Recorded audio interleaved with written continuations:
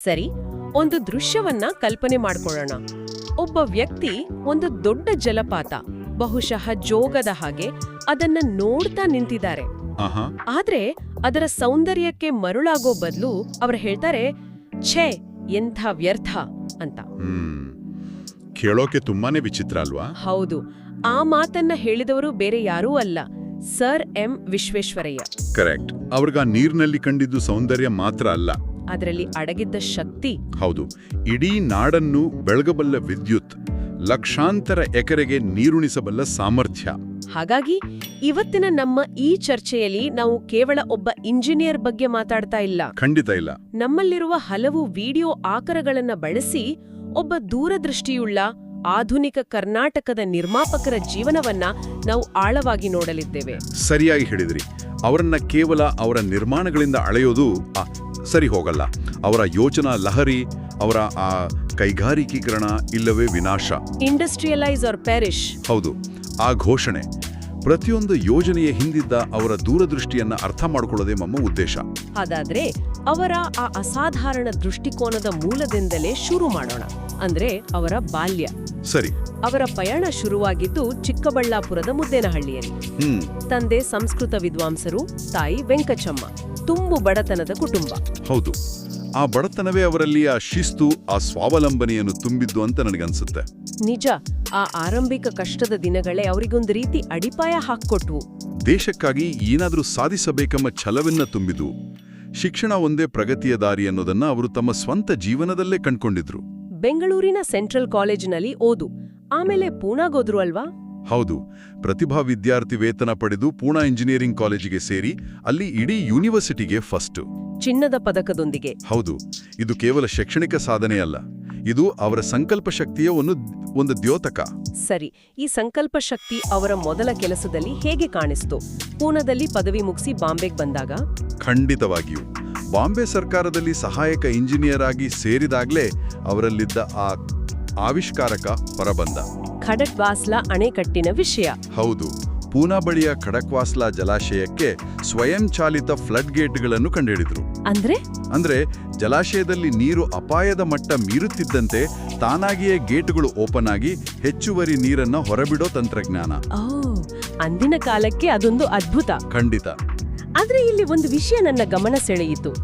ಈ ಆವಿಷ್ಕಾರಕ್ಕೆ ಅವರು ಪೇಟೆಂಟ್ ಪಡೆದ್ರು, ಅದರಿಂದ ಬರ್ಬೇಕಾದ ರಾಯಧನವನ್ನ ಅವರು ತಗೊಳ್ಳಿಲ್ಲ ಅಂತ. ಹೌದು, ಇದೇ ವಿಶ್ವೇಶ್ವರಯ್ಯನವರ ವ್ಯಕ್ತಿತ್ವದ ತಿರುಳು. ಕೆಲಸವೇ ದೇವರು. ಎಕ್ಸಾಕ್ಟ್ಲಿ.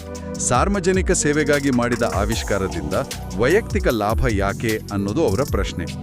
ಅದು ಅವರ ದೃಷ್ಟಿಯಲ್ಲಿ ಒಂದು ಕರ್ತವ್ಯವಾಗಿತ್ತು, ವ್ಯಾಪಾರವಾಗಿರಲಿಲ್ಲ. ಇದೇ ತತ್ವ ಅವರ ಮುಂದಿನ ಎಲ್ಲ ಕೆಲಸಗಳಲ್ಲೂ ಕಾಣಿಸುತ್ತೆ. ಹೈದರಾಬಾದ್ ವಿಷಯವನ್ನೇ ತೆಗೆದುಕೊಳ್ಳೋಣ. ಹೌದು, 1908ರ ಮೂಸಿ ನದಿಯ ಪ್ರವಾಹ. ಇಡೀ ನಗರವೇ ನಾಶವಾಗಿತ್ತು. ಆಗ ನಿಜಾಮರು ಸಹಾಯಕ್ಕಾಗಿ ಕರೆಸಿದ್ದು ವಿಶ್ವೇಶ್ವರಯ್ಯನವರನ್ನ.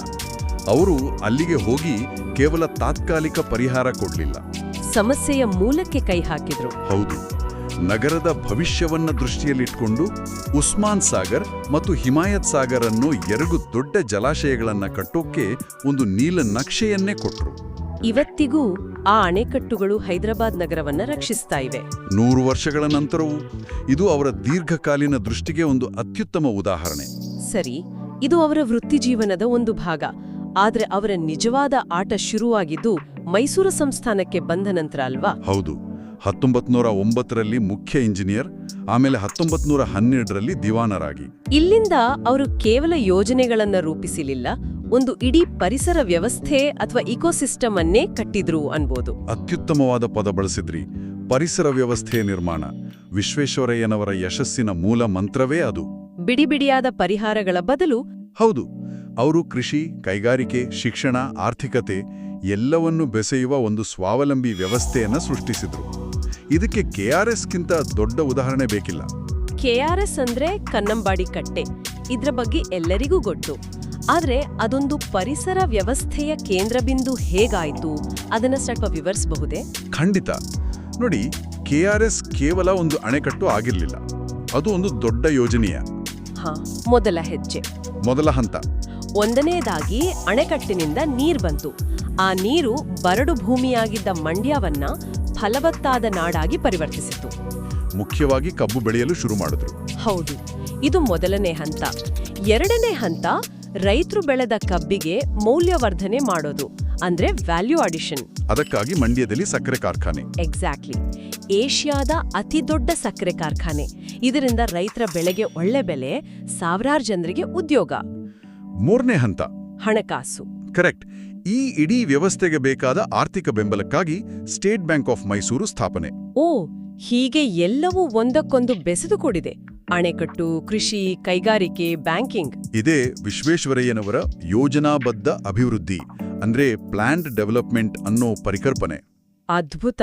ಅಂದ್ರೆ ಅವರು ಕೇವಲ ಇಟ್ಟಿಗೆ ಮತ್ತು ಸಿಮೆಂಟಿನಿಂದ ಕಟ್ಟಡ ಕಟ್ಟಲಿಲ್ಲ, ಒಂದು ರಾಜ್ಯದ ಆರ್ಥಿಕತೆಯನ್ನೇ ಮರುರೂಪಿಸಿದರು.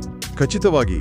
ಭದ್ರಾವತಿಯ ಕಬ್ಬಿಣ ಮತ್ತು ಉಕ್ಕಿನ ಕಾರ್ಖಾನೆ, ಮೈಸೂರು ಸ್ಯಾಂಡಲ್ ಸೋಪ್ ಫ್ಯಾಕ್ಟರಿ ಎಲ್ಲವೂ ಇದೇ ಪರಿಸರ ವ್ಯವಸ್ಥೆಯ ಭಾಗಗಳೇ.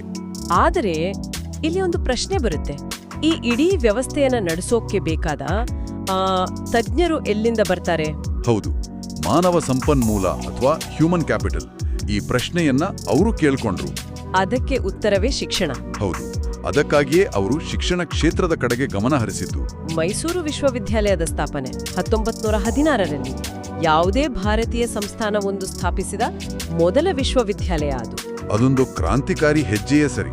ಆಗ ವಿರೋಧ ಬಂದಿರಬೇಕಲ್ವೇ ಬ್ರಿಟಿಷ್ ಸರ್ಕಾರದಿಂದ, ಮದ್ರಾಸ್ ವಿಶ್ವವಿದ್ಯಾಲಯದಿಂದ?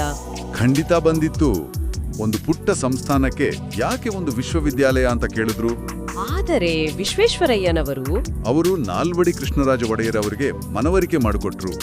ನಮ್ಮ ಕೈಗಾರಿಕೆಗಳಿಗೆ, ನಮ್ಮ ಆಡಳಿತಕ್ಕೆ ಬೇಕಾದ ತಜ್ಞರನ್ನು ನಾವೇ ತಯಾರು ಮಾಡ್ಕೋಬೇಕು, ಬೇರೆಯವನ್ನ ಅವಲಂಬಿಸುವುದು ದಾಸ್ಯದ ಸಂಕೇತ ಅನ್ನೋದು ಅವರ ವಾದವಾಗಿತ್ತು. ಅವರ ದೂರದೃಷ್ಟಿ ಮತ್ತೆ ರಾಜರ ಬೆಂಬಲ. ಹೌದು, ಇದರಿಂದ ಮೈಸೂರು ವಿಶ್ವವಿದ್ಯಾಲಯ ಅಸ್ತಿತ್ವಕ್ಕೆ ಬಂತು. ಅದರ ಜೊತೆಗೆ ಎಂಜಿನಿಯರ್ಗಳಿಗಾಗಿ ಬೆಂಗಳೂರಿನಲ್ಲಿ UVCE, ಕನ್ನಡದ ಬೆಳವಣಿಗೆಗೆ ಕನ್ನಡ ಸಾಹಿತ್ಯ ಪರಿಷತ್. ಎಲ್ಲಕ್ಕಿಂತ ಮುಖ್ಯವಾಗಿ ಕಡ್ಡಾಯ ಪ್ರಾಥಮಿಕ ಶಿಕ್ಷಣ. ಇದು ಅದೆಂತಹ ದೊಡ್ಡ ಹೆಜ್ಜೆ. ಹೌದು, ಆರಂಭದಲ್ಲಿ ಅದಕ್ಕೂ ವಿರೋಧವಿತ್ತು. ಯಾಕಂದ್ರೆ ಬಡ ಪೋಷಕರು ಮಕ್ಕಳನ್ನ ಕೆಲಸಕ್ಕೆ ಕಳಿಸ್ತಿದ್ರು. ನಿಜ. ಆದರೆ ವಿಶ್ವೇಶ್ವರಯ್ಯನವರು ಶಿಕ್ಷಣವನ್ನು ಒಂದು ಹೂಡಿಕೆ ಅಂತ ನೋಡಿದ್ರು. ಅವರು ಜನರಿಗೆ ಹೇಳಿದ್ರು, ಇವತ್ತು ನಿಮ್ಮ ಮಗು ದುಡಿದ್ರೆ ಕೆಲವು ರೂಪಾಯಿ ಸಿಗ್ಬೋದು, ಅದೇ ಮಗು ಓದಿದ್ಲೆ ನಾಳೆ ನೂರಾರು ರೂಪಾಯಿ ಸಂಪಾದನೆ ಮಾಡುತ್ತೆ ಅಂತ. ಶಿಕ್ಷಣವೇ ಬಡತನದಿಂದ ಹೊರಬರುವ ದಾರಿ. ಖಂಡಿತ. ಇಂಥ ಬೃಹತ್ ಯೋಜನೆಗಳ ಹಿಂದೆ ಇದ್ದದ್ದು ಒಬ್ಬ ವ್ಯಕ್ತಿಯ ಅಚಲವಾದ ಶಿಸ್ತು ಮತ್ತು ಪ್ರಾಮಾಣಿಕತೆ. ಅವರ ವೈಯಕ್ತಿಕ ಜೀವನದ ಕಥೆಗಳು ಕೂಡ ಅಷ್ಟೇ ಪ್ರಸಿದ್ಧ. ಹೌದು, ಆ ಟರ್ಬನ್ ಮತ್ತು ಸೂಟ್ ಅವರ ಅಚ್ಚುಕಟ್ಟುತನದ ಸಂಕೇತ. ಅವರ ಶಿಸ್ತು ಕೇವಲ ಉಡುಗೆಗೆ ಸೀಮಿತವಾಗಿರಲಿಲ್ಲ. ಇಲ್ಲವೇ ಇಲ್ಲ, ಸಮಯಪ್ರಜ್ಞೆಯಂತೂ ಅದ್ಭುತವಾಗಿತ್ತು. ಆದರೆ ಅವರ ಪ್ರಾಮಾಣಿಕತೆಯ ಕಥೆಗಳಿದೆಯಲ್ಲ, ಅವು ಕೇವಲ ಘಟನೆಗಳಲ್ಲ, ಅವು ಪಾಠಗಳು. ಹೌದು, ವ್ಯವಸ್ಥೆಯನ್ನು ವ್ಯಕ್ತಿಗಿಂತ ದೊಡ್ಡದಾಗಿ ನೋಡುವ ತತ್ವದ ಪ್ರತೀಕಗಳು ಅವು. ಸರ್ಕಾರಿ ಕಾರಿನ ಉದಾಹರಣೆ. ಅಧಿಕೃತ ಕೆಲಸಕ್ಕೆ ಮಾತ್ರ ಸರ್ಕಾರಿ ಕಾರು. ಒಂದು ಸಣ್ಣ ವೈಯಕ್ತಿಕ ಕೆಲಸಕ್ಕೆ ಹೋದರೂ ತಮ್ಮ ಸ್ವಂತ ಹಣದಿಂದ ಬೇರೆ ಗಾಡಿ ಮಾಡ್ಕೊಳ್ತಿದ್ರು. ಇದಕ್ಕಿಂತಲೂ ಹೆಚ್ಚು ಚರ್ಚೆಯಲ್ಲಿರೋದು ಆ ಮೇಣದ ಬತ್ತಿಯ ಕತೆ. ಹೌದು, ಅದಂತೂ ರಾತ್ರಿ ಮನೆಯಲ್ಲಿ ದಿವಾನರಾಗಿ ಸರ್ಕಾರದ ಕಡತಗಳನ್ನು ನೋಡುವಾಗ ಸರ್ಕಾರದ ಮೇಣದ ಬತ್ತಿ. ಅದೇ ತಮ್ಮ ಸ್ವಂತ ಪುಸ್ತಕ ಓದಲು ಶುರು ಮಾಡಿದ ತಕ್ಷಣ ಆ ಮೇಣದ ಬತ್ತಿಯನ್ನ ಆರಿಸಿ ತಮ್ಮ ಸ್ವಂತ ಹಣದಿಂದ ತಂದ ಮೇಣದ ಬತ್ತಿಯನ್ನು ಉರಿಸ್ತಿದ್ರು. ಇದು ಸಾರ್ವಜನಿಕ ಹಣದ ಬಗ್ಗೆ ಅವರಿಗಿದ್ದ ಗೌರವವನ್ನು ತೋರಿಸುತ್ತೆ ಅಲ್ವಾ? ನಿಸ್ಸಂದೇಹವಾಗಿ. ಅಧಿಕಾರದಲ್ಲಿದ್ದಾಗ ಒಂದು ಪೈಸೆ ಕೂಡ ದುರುಪಯೋಗ ಆಗ್ಬಾರ್ದು ಅನ್ನೋದು ಅವರ ನಿಷ್ಠೆ. ತಮ್ಮ ಸಂಬಂಧಿಕರು ಬಂದ್ರೆ ಕೂಡ ಅಧಿಕೃತ ನಿವಾಸದಲ್ಲಿ ಉಳಿಸ್ಕೊಳ್ತಾ ಇರ್ಲಿಲ್ವಂತೆ. ಇಲ್ಲ, ಹೋಟೆಲ್ನಲ್ಲಿ ಉಳಿಸಿ ಅದರ ಖರ್ಚನ್ನು ತಾವೇ ವಹಿಸುತ್ತಿದ್ರು. ಅವರ ದೃಷ್ಟಿಯಲ್ಲಿ ಅಧಿಕಾರ ಅನ್ನೋದು ಒಂದು ಪವಿತ್ರ ಜವಾಬ್ದಾರಿ. ಅದ್ಭುತ. ಅವರ ದಾನಶೀಲತೆಯೂ ಅಷ್ಟೇ ದೊಡ್ಡದು. ಭದ್ರಾವತಿ ಕಾರ್ಖಾನೆಯಿಂದ ಬಂದ ಸಂಬಳವನ್ನೇ, ಹೌದು, ಸಂಪೂರ್ಣ ಮೊತ್ತವನ್ನು ಅಂದಿನ ಕಾಲಕ್ಕೆ 1,00,000ಕ್ಕೂ ಹೆಚ್ಚು ರೂಪಾಯಿಗಳನ್ನು ಬೆಂಗಳೂರಿನಲ್ಲಿ ಶ್ರೀ ಜಯಚಾಮರಾಜೇಂದ್ರ ಪಾಲಿಟೆಕ್ನಿಕ್ ಅಂದ್ರೆ SJP ಸ್ಥಾಪಿಸಲು ದಾನ ಮಾಡಿದ್ರು. 1,00,000 ರೂಪಾಯಿ ಅಂದಿನ ಕಾಲಕ್ಕೆ ಅದು ಊಹೆಗೂ ಮೀರಿದ ಮೊತ್ತ. ಖಂಡಿತ.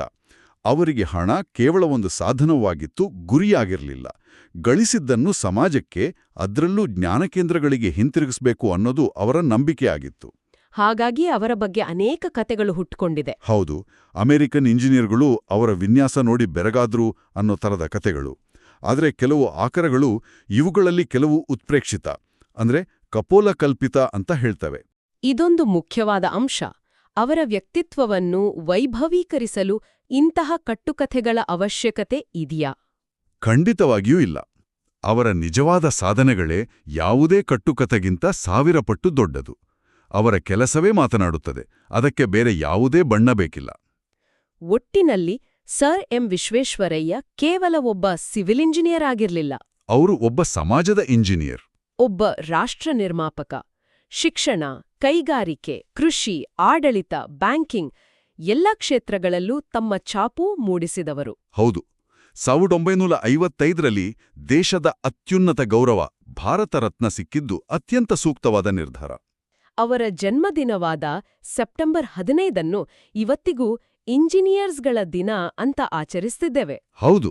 ಆದ್ರೆ ನಾವು ನೆನಪಿಡಬೇಕಾಗಿದ್ದು ಅವರ ಪರಂಪರೆ ಕೇವಲ ಅಣೆಕಟ್ಟು ಕಾರ್ಖಾನೆಗಳಲ್ಲಿಲ್ಲ.